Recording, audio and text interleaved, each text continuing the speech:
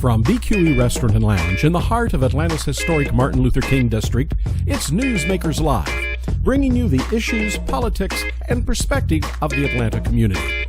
Now in its 10th season, here is tonight's moderator and your host, 8-time Emmy Award-winning broadcast journalist, Mr. Maynard Eaton. One of the guiding lights of Fulton County. You've had those who've been who've been commissioners longer, but John Eaves has been our chairman for 10 years now. Yes. 10 years, and you still look like your baby-faced kid. How has that ride been? I mean, and because it's not been easy. You've had some tough years during your tenure, but you've always been reelected. Yes. And you always have that patented smile. Yes. Well, it's been a good ride. I will say that the 10 years have gone relatively fast.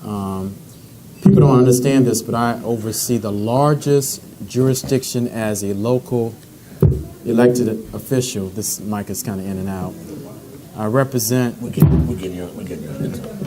I represent. Do I need here?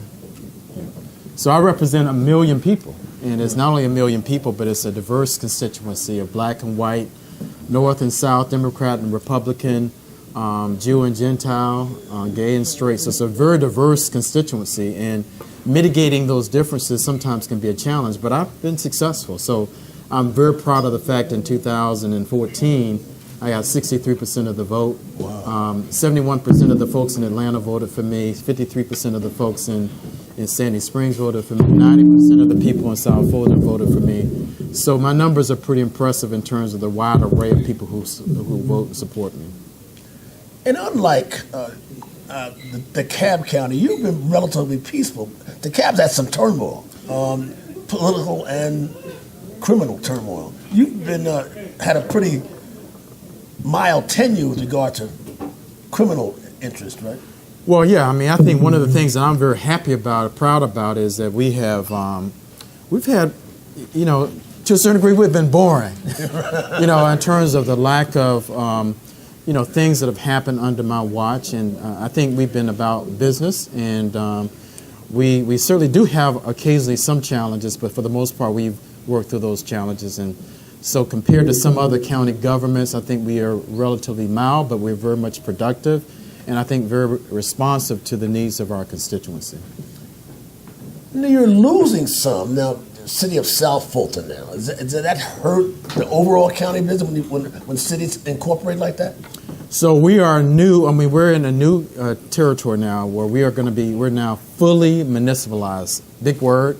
But basically means every inch basically of our county is accounted by some cities. So we now have 15 cities. Wow. And so it's a new normal for us.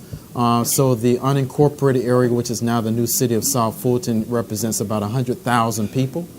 And they are now the third largest city in Fulton County, first Atlanta, second Sandy Springs, and third now the new city of South Fulton. They really be that large? Huh? It's a large group of folks down there. It's the least developed part of our county in terms of commercial and residential, some land that still has not been developed. But it's exciting in terms of it being a new frontier, and there's some great possibilities for the new city of South Fulton. Does that diminish your clout, the county's clout, or does it, or because you're still the umbrella for everything that happens? Listen, I think we are trending now to a new type of government where we are more of a regional type government. We work very cooperatively and collaboratively with cities, and so some of our area of responsibility changed from now the city taking on police and fire protection for the unincorporated area, zoning, parks and recreation, but now we provide countywide services at $660 million worth of services, and we are now...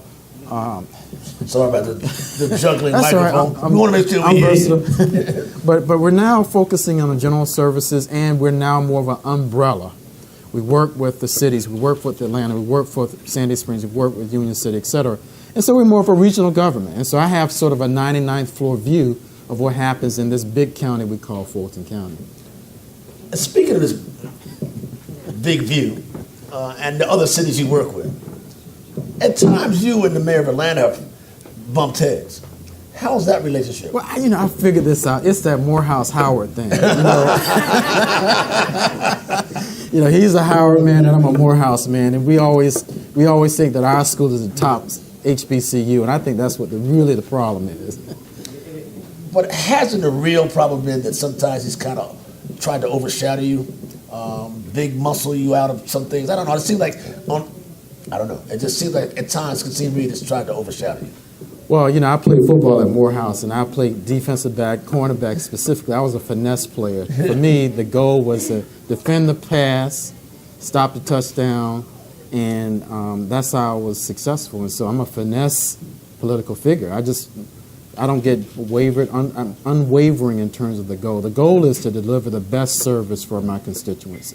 And whenever I come across somebody who's either on my side or not on my side, I figure out how to work around that individual. So that's what I've done in the past. Yeah, you don't seem to be the typical Atlanta politician.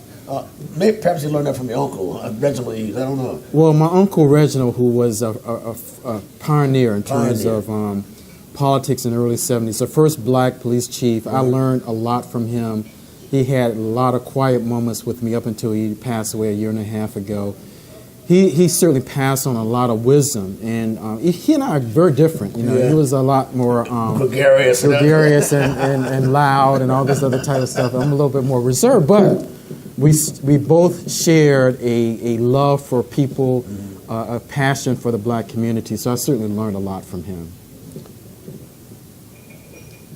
With regard to politics, we're going to talk about your football playing a little later. With regard to politics, there are those, and you know it, you've heard it, would like to see you run for mayor. There's some who saying you are going to run for mayor.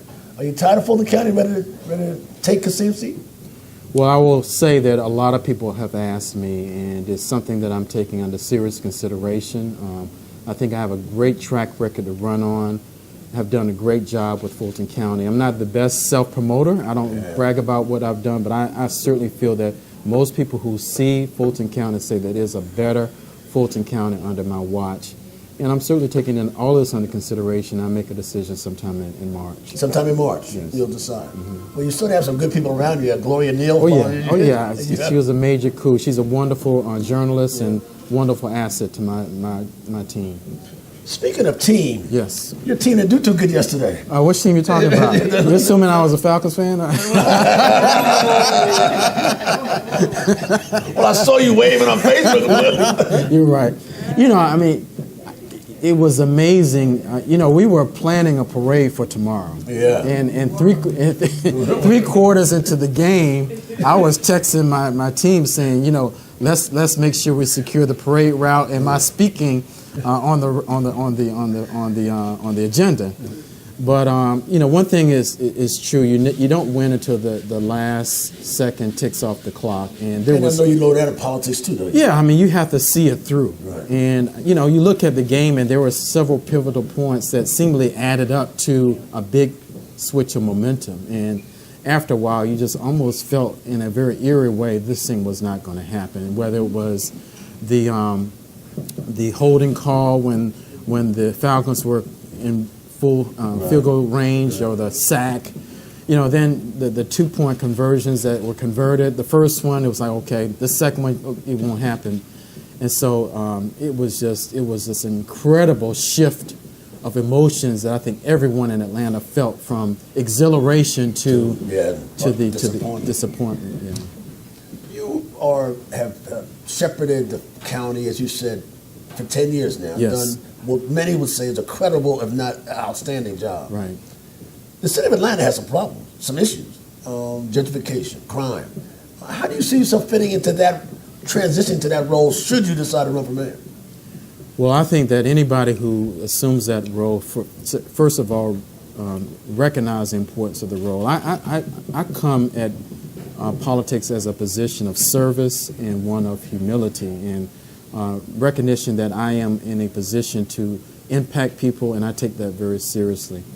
And having said that, I think that the person who becomes mayor has to look at Atlanta from a service leadership perspective, number one, in terms of truly meeting the needs of the diverse constituency. Number two, Atlanta is a relatively small geographical imprint in a larger whole of this region. Right. It's only 440,000 people. Fulton County is 1.1 million people, so it's larger in terms of jurisdiction.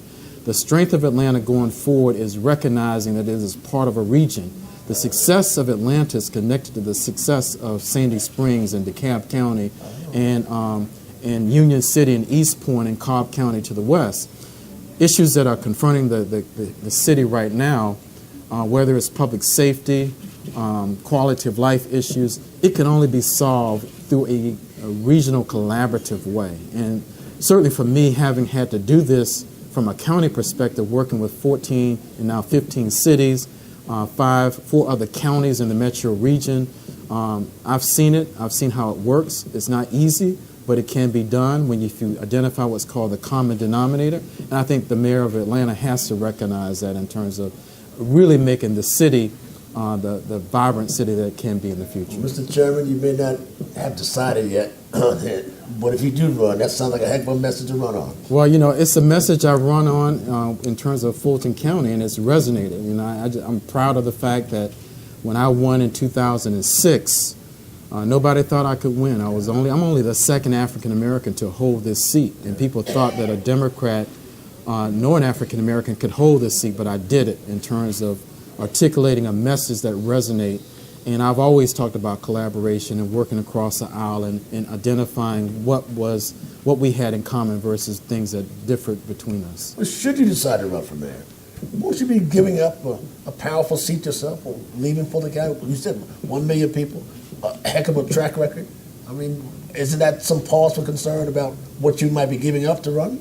Well, whenever I have held a position professionally or personally, I have, first of all, sought to make the position or the people I serve in a much better space than when I got there. And I feel that is the case for Fulton County.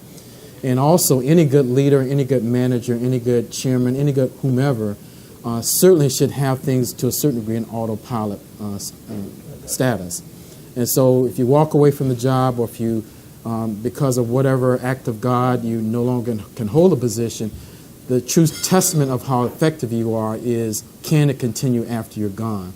And so I feel that I put certain things in place just by nature of doing, providing good leadership, providing good governance. So no matter when I leave, it should continue as long as it should. Excuse my ignorance, but would you have to resign as chairman to run for mayor? I would have to resign if I were to run for mayor or any other position that may be out there.